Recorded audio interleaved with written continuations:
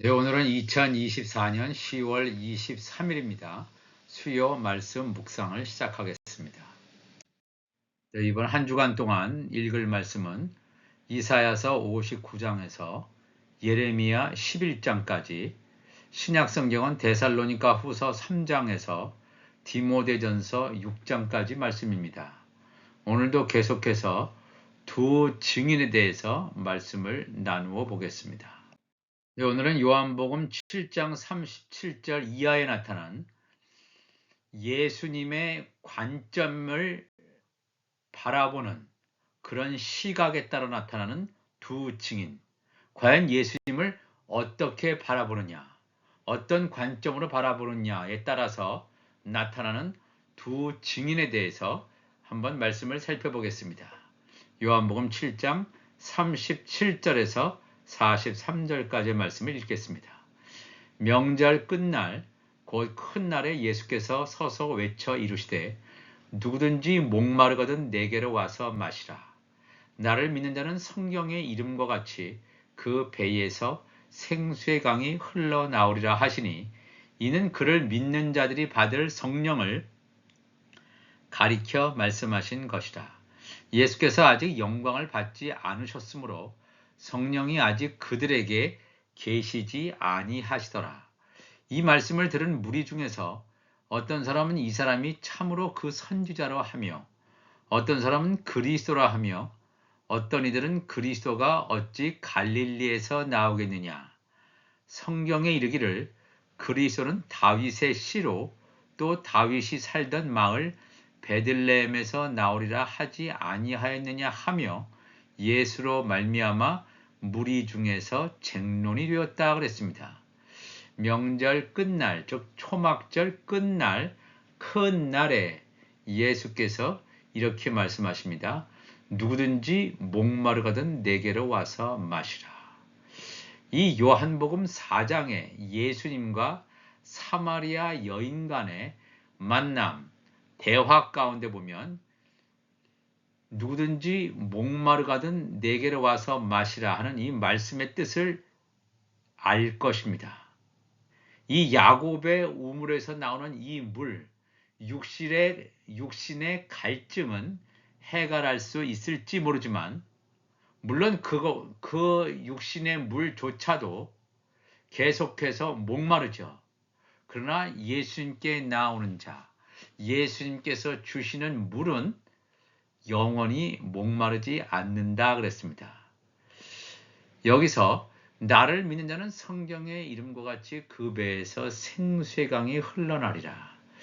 우리의 육신은 하나님의 집으로 지어졌습니다. 하나님의 집을 위해서 지어졌습니다. 그 뜻은 뭐냐면 하나님의 성령이 우리 하나님의 집 안에 있어야 된다는 것입니다. 하나님의 집 안에 하나님의 성령이 거할 때 생수의 강이 흘러나오게 되어 있습니다. 바로 성령이 그 안에 인치시고 하나님의 역사가 있을 것임을 증거하는 말씀입니다. 이는 그를 믿는 자들이 받을 성령을 가리켜 말씀하신 것이라. 아직 예수님께서 영광을 받지 않으셨으므로, 예수님께서 십자가 지시고 부활 승천하지 않으셨기 때문에, 아직 오순절 성령 강림이 오지 않았기 때문에 제자들에게 성령이 아직 그들에게 계시지 않았다라고 성경은 증거하고 있습니다. 이 말씀을 들은 무리 중에서 어떤 사람은 얘기합니다. 예수님의 말씀을 쭉 들어보니까 이해할 수 있을 것 같기도 하고 이해하지 못할 것 같기도 하고 굉장히 난해한 말씀이란 말입니다. 각각의 반응이 나타납니다. 예수님의 말씀을 들은 사람 반응, 물론 이런 반응을 보이는 사람들이 성령을 받은 사람들은 하나도 없습니다.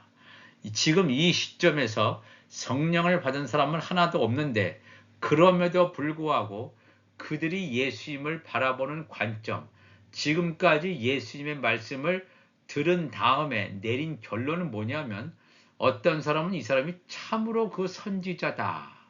참으로 그 선지자, 즉 모세가 말한 그 선지자라 하며, 또 어떤 사람은 아니야, 그리스도라 하며, 어떤 이든 이렇게 그리스도라고 말하는 사람이 있는데 어떤 이들은 그리스도가 어찌 갈릴리에서 나오겠느냐? 갈릴리 동네, 그와 같은 나사렛이라고 하는 촌동네에서 어떻게 그리스도라고 하는 그러한 이스라엘의 왕이 나올 수 있느냐? 전혀 가능성이 없다. 이렇게 말하는 사람이 있단 말입니다.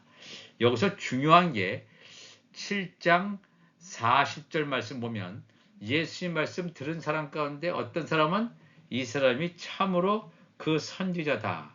예수님을 보는 관점, 예수님을 선지자라고 보는 사람은 그 자기 자신이 혼의 생명임을 드러나는 거예요.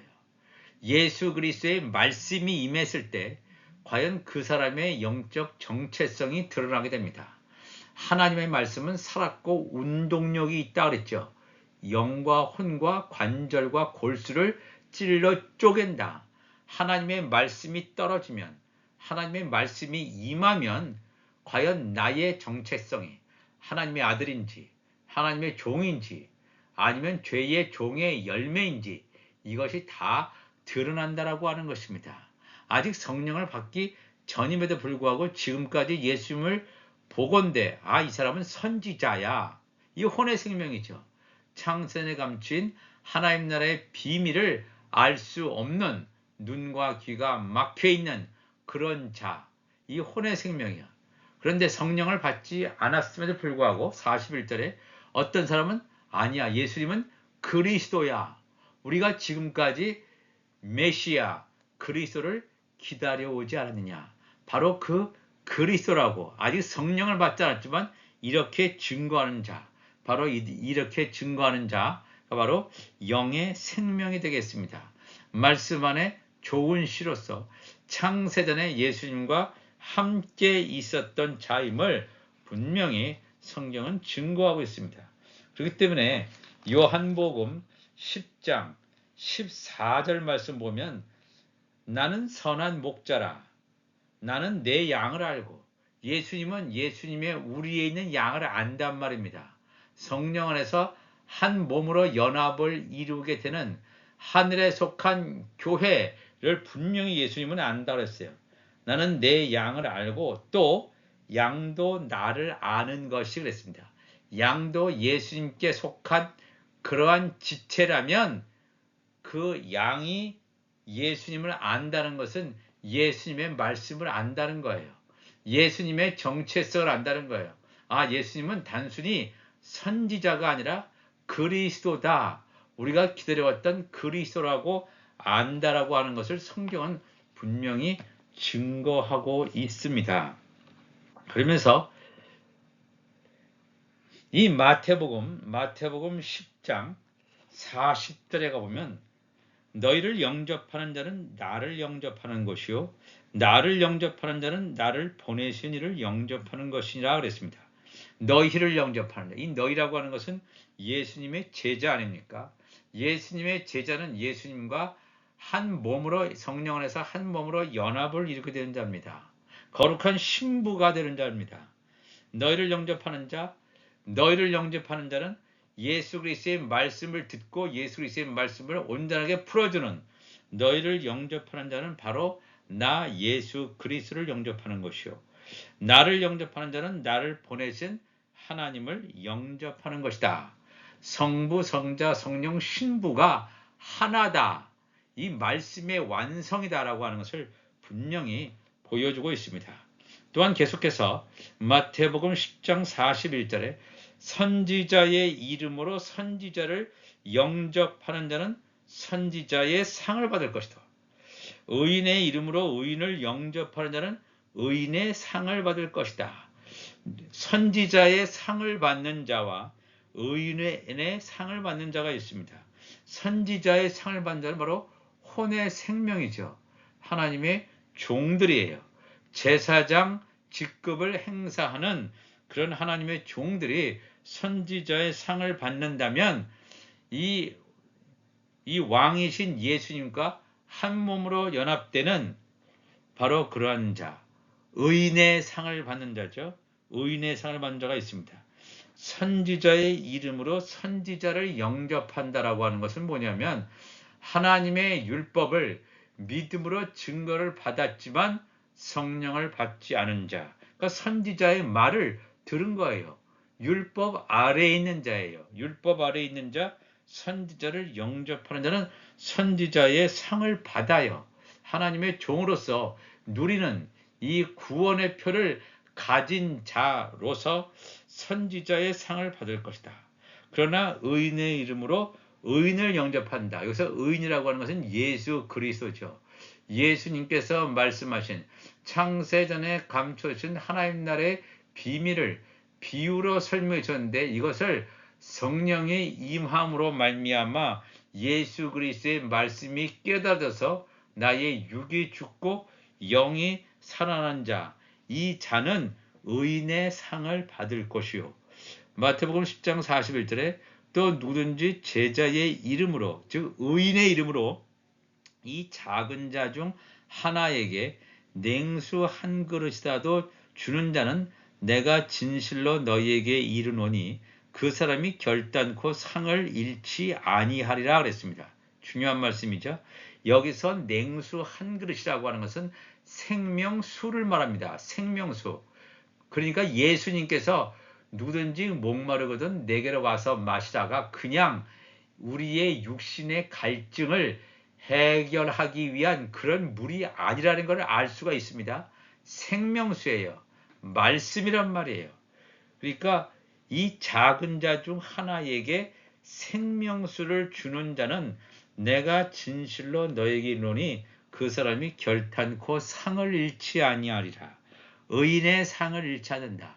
이 생명수를 줄 수 있는 자는 생명수를 주는 자의 안에 생명수의 강이 넘치지 않은 자는 생명수를 줄 수가 없습니다. 내가 충만하지 않은데 다른 사람에게 생명수를 나눠줄 수 있습니까? 절대로 그럴 수가 없습니다. 내 안에 차고 넘칠 때 이 말씀을 나누어주게 되어 있습니다. 오늘도 우리가 이 말씀을 통해서 예수님을 과연 어떤 관점에서 바라보느냐? 예수님이 단순히 선지자냐? 아니다. 예수님은 그리스도냐? 예수님을 단순히 선지자, 우리의 구원주다. 세례 요한도 예수 그리스도가 지나가는 것을 보면서 세상 죄를 지고 가는 하나님의 어린 양이다. 그냥 구원주로 봤어요. 이 세례 요한은 율법 시대의 마지막 선지자예요. 그런데 이 세례 요한은 가장 최고의 선지자였지만 예수 그리스도를 하나님의 어린 양 구원주로 밖에는 볼 수 없습니다. 왜냐하면 세례 요한은 바로 이 선지자의 상을 받는 자이기 때문에 그렇습니다. 그러나 이 예수 그리스도가 단순히 선지자가 아니라 예수 그리스도의 재림 때 만왕의 왕으로 오시는 심판주라고 아는 사람, 그들이 바로 의인의 상을 받게 되는 자다 그러는 것입니다. 선지자로 예수님을 바라보느냐 아니면 의인으로 바라보느냐 에 따라서 완전히, 아니면 그리스도로 바라보느냐, 선지자로 바라보느냐 그리스도로 바라보느냐에 따라서 완전히 그 사람의 영적 정체성이 나누게 됨을 우리가 알아야 됩니다. 이것은 어느 하나의 지식이 아니라 그 사람에게 하나님께서 허락하신 대로 창세전에 그를 예정하신 대로 우리의 입술에서 그 말씀이 나가게 되어 있다라고 하는 것입니다. 이 시간 다 같이 기도하시겠습니다. 하나님 아버지 감사합니다. 오늘도 귀한 말씀을 함께 나누었습니다.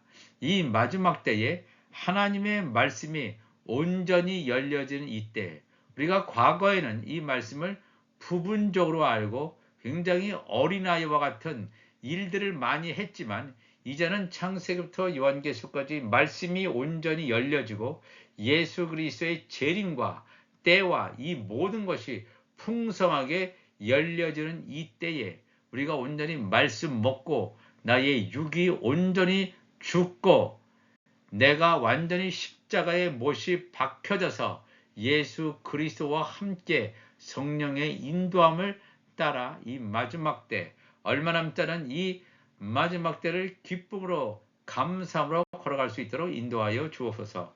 감사하며 예수님의 이름으로 기도합나이다. 아멘.